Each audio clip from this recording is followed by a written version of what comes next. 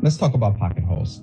There's no shortage of companies that make pocket hole jigs, and this one is by Craig. So this is one I own, so we'll talk about it using this one. So what a pocket hole is a angled hole that goes through a board, right?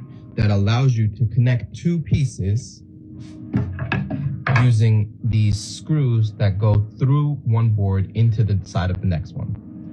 The screws that you use when you're connecting a pocket hole board are these self-tapping screws. Now, what that basically means is that as the screw is driving into the board, it's also drilling out the hole, which is why it has that notched groove in the threads. Depending on the type of material that you're screwing into, right? If it's a softer wood, you want to use the screws that have these looser threads, right? So the threads are further apart.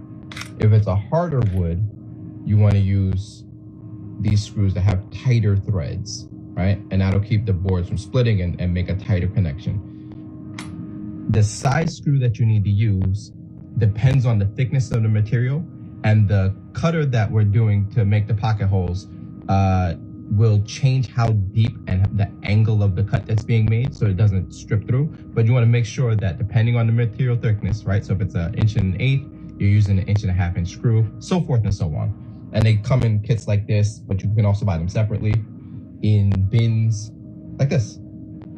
The kits for cutting pocket holes come with what's called a step drill bit for cutting that angled hole. And the hole is smaller at the top than it is as you continue up the shank of the drill bit. And that's to allow the screw to have tight adhesion when it's in the end of the board.